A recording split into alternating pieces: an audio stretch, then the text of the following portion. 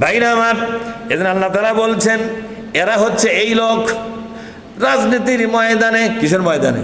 রাজনীতির ময়দানে, পার্টি করার ময়দানে তারা কোরআন কায়েমের পার্টি বাদ দিয়া ভিন্ন রাজনীতির পার্টি করতেছে। এজন্য তারা হলো, তাদের নেতাদেরকে বলা হয়েছে শয়তান। কি বলা হয়েছে জোরে কোন? কি বলা হয়েছে? শয়তান। তাহলে শয়তান নেতা কারা বলেন তো? শয়তান নেতা হলো রাজনীতির দল আছে, কিন্তু ওই দলে কোরআন কায়েমের কোনো কর্মসূচি নাই। যেই দলের মধ্যে কোরআন কায়েমের কর্মসূচি নাই ওই দলটাকে বলা হচ্ছে শয়তানদের দল। বলেন তো ওই রকম দলে মুসলমানরা আছে না নাই? এই আছে না নাই?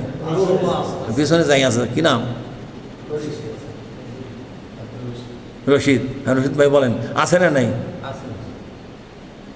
আর কথা বুঝেননি? ওই দলে যেই দলের নেতারা কোরআন কায়েমের আন্দোলন করে না, আল্লাহ তাদের সুন্দর একটা নাম দিলার, আর শয়তান গং। কি নাম দিলে জোরে করেন? গং মানে বোঝেন নাকি? গং মানে সবাই। এরা ছোট নেতা হতে পারে, বড় নেতা হতে পারে, মাঝারি নেতা হতে পারে, আতি নেতা, পাতি নেতা, নেত্রী, কত কিছু আছে। আল্লাহ তাদেরকে শয়তান বলে নামকরণ করলেন। আর এই পেছনে যারা থাকবে এরা হলো শয়তানের চেলা। এরা কি জোরে বলুন? শয়তানের চেলা। তাহলে আপনারা বলেন তো, একজন নামাজি লোকের জন্য ওই ধরনের পার্টি করা কি জান্নাতে যাওয়ার ওসিলা হবে নাকি? কোথায় যাওয়ার ওসিলা হবে? বোঝেন না কথা?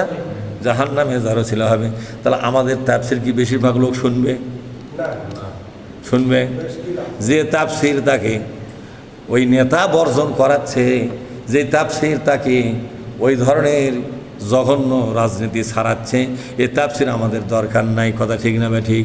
এজন্য হাজারো বার ডাকলেও তাদের কানে ঢোকে না, সরসর করে বার হয়ে চলে যায়। ঠিক না বে ঠিক? জোরে কথা।